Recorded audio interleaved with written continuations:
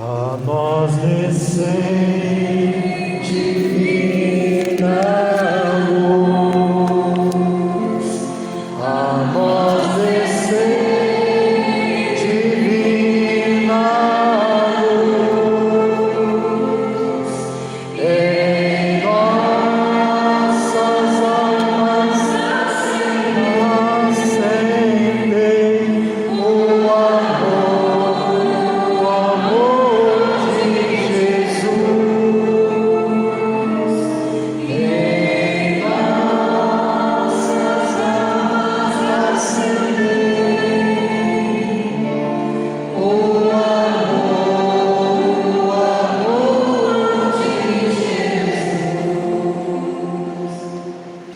Para quem não sabe a importância de um retiro espiritual, tudo o que acontece pode ser mera coincidência, mas para quem sabe,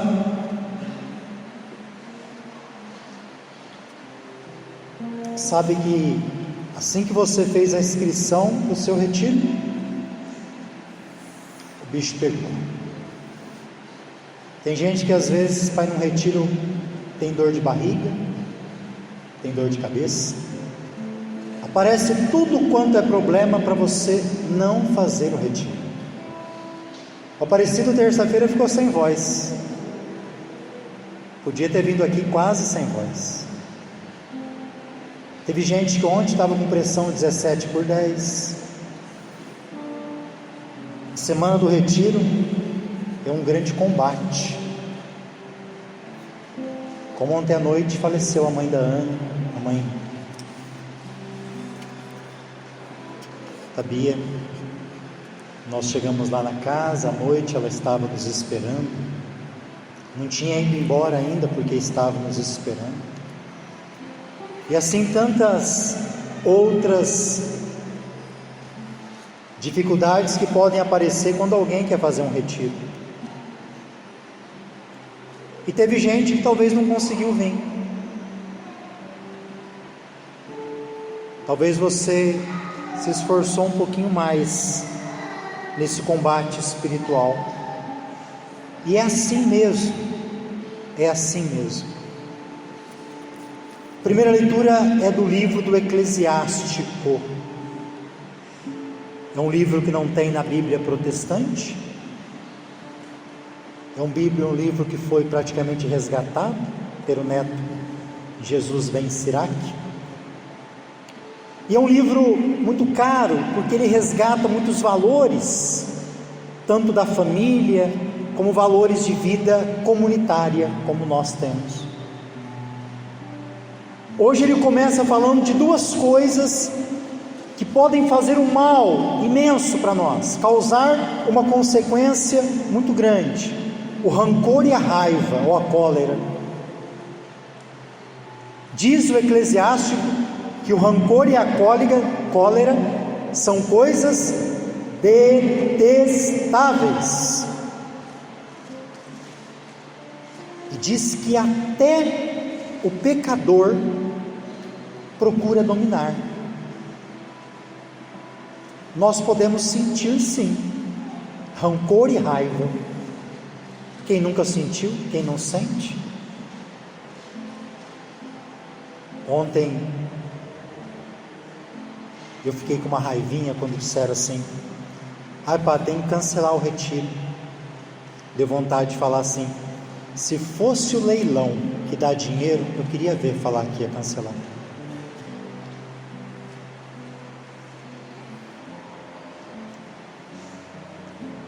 O rancor e a raiva, meu irmão, minha irmã, nós vamos sentir. Mas a grande graça é perguntar se você sabe dominá-los.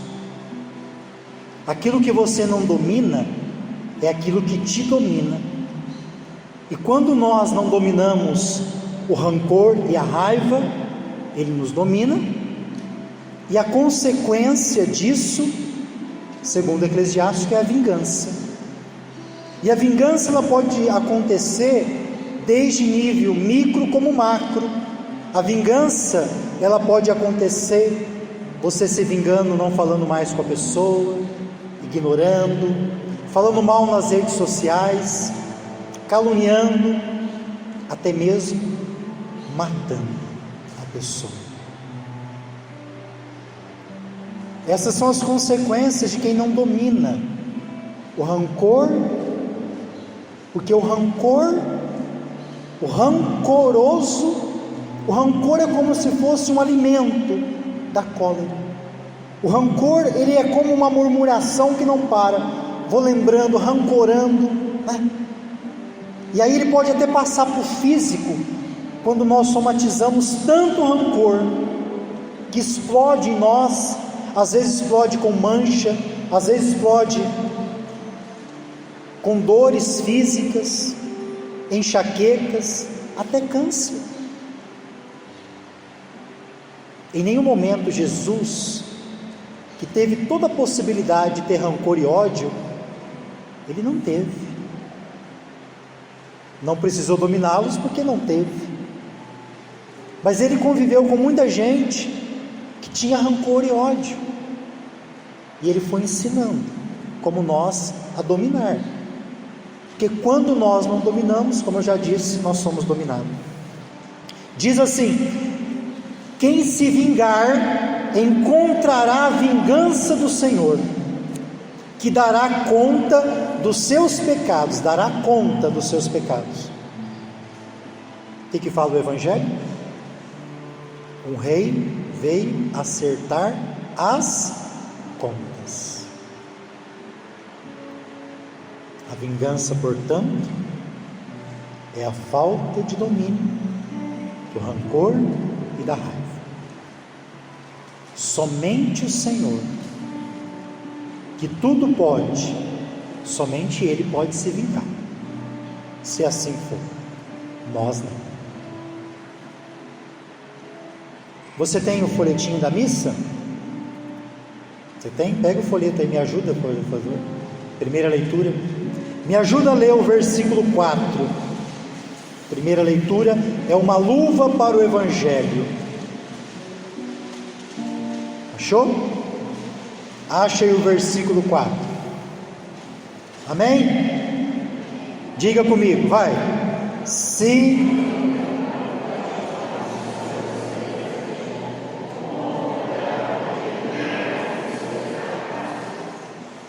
não tem compaixão do seu semelhante, como poderá pedir a Deus o perdão dos seus pecados?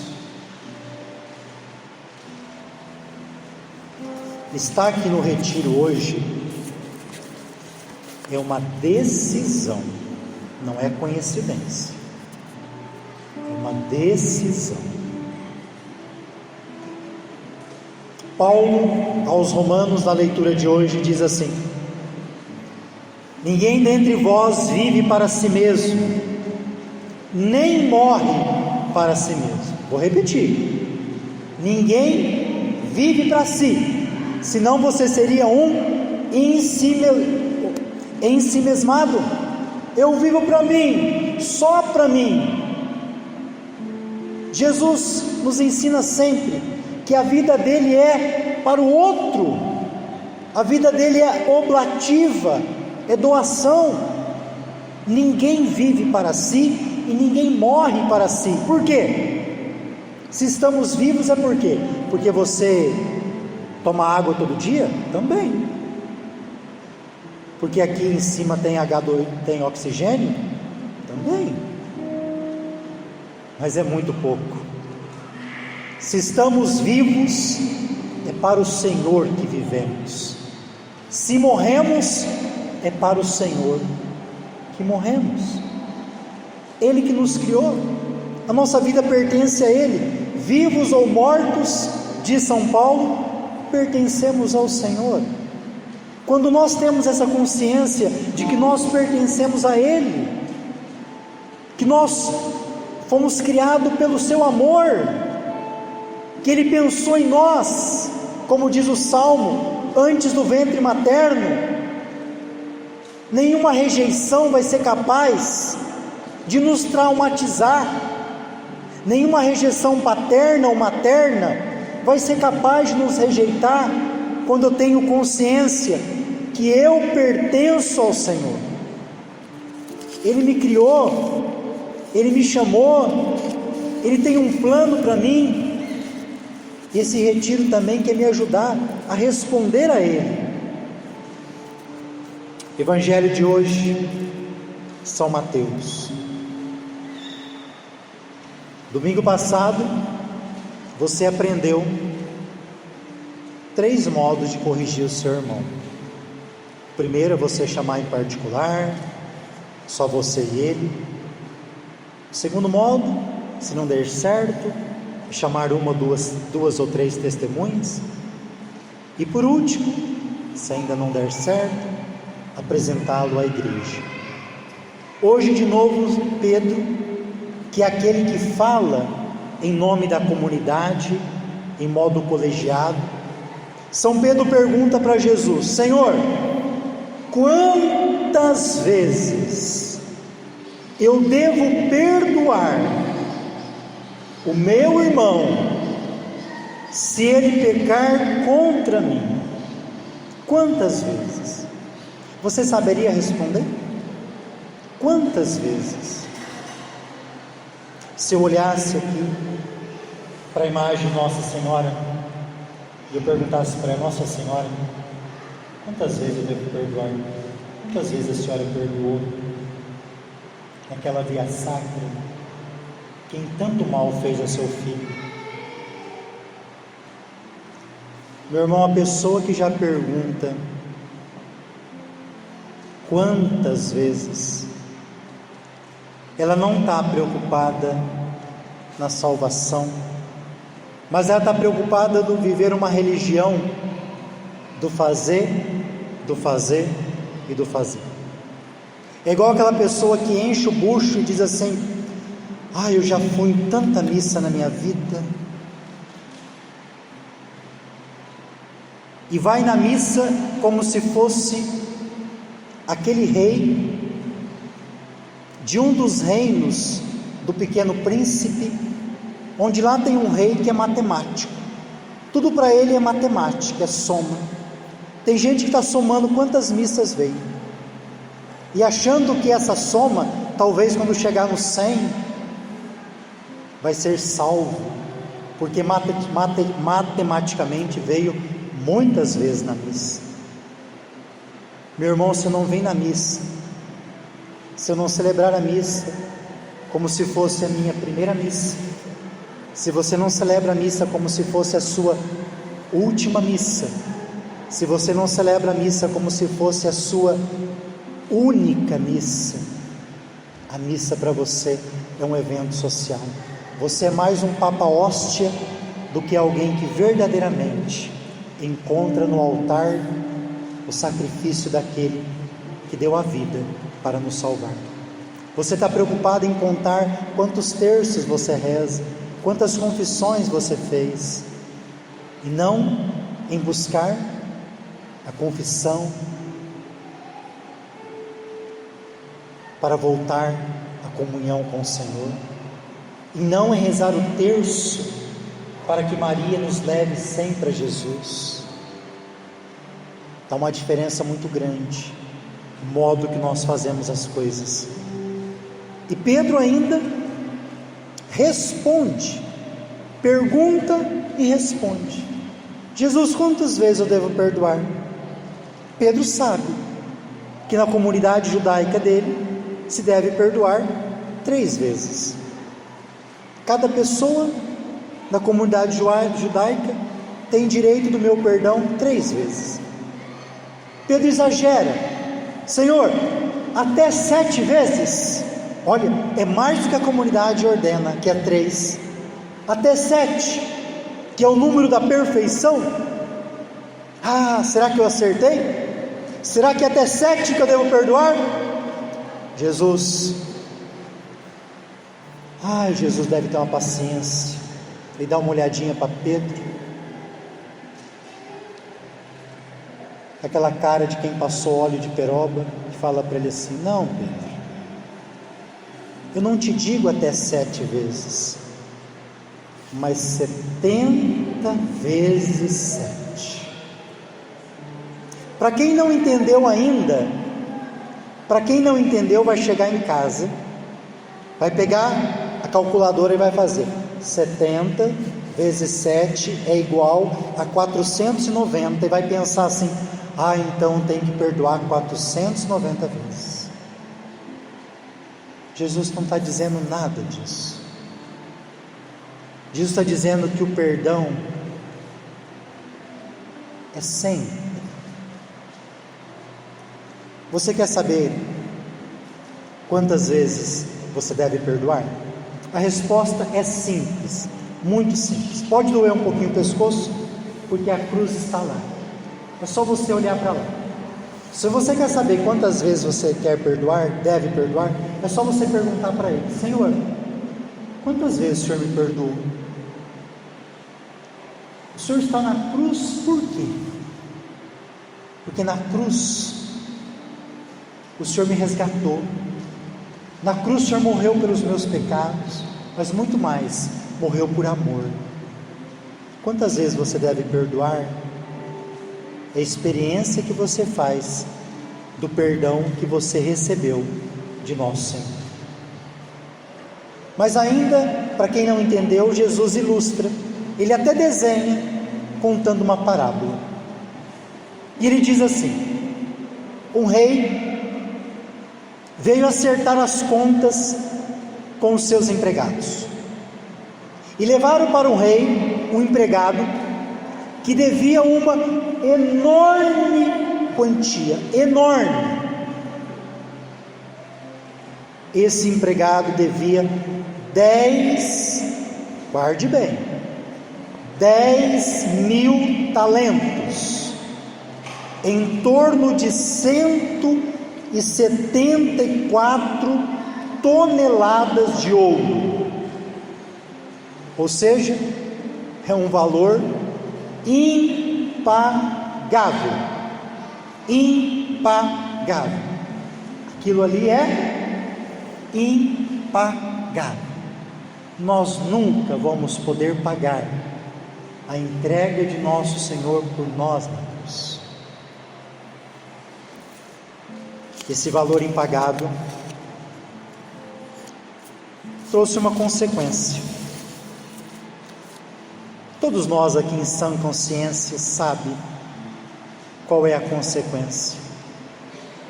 Se alguém não paga uma dívida, tem consequência. Se você não paga, vai cortar a sua água ou vai cortar a sua luz. Algumas consequências é a prisão, e todo mundo sabe. O que aconteceu com ele não é novidade, é consequência.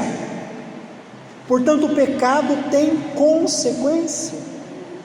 Como ele não tivesse com o que pagar, o patrão mandou que fosse vendido como escravo. Longe de Deus, nós nos tornamos escravos.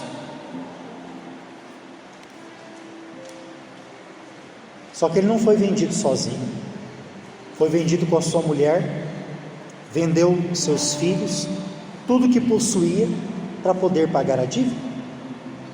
O nosso pecado, por mais individual que seja, ele atinge a comunidade, ele atinge a tua família. O empregado então, diante dessa situação talvez desesperadora, caiu aos pés do patrão e começou a suplicar, dizendo assim: dá-me um prazo e eu te pagarei. É um pedido quase que sem lógica, porque não há prazo suficiente, não há prazo que humanamente ele poderia pagar essa enorme dívida, é muito grande. Em vida ele não teria prazo para isso.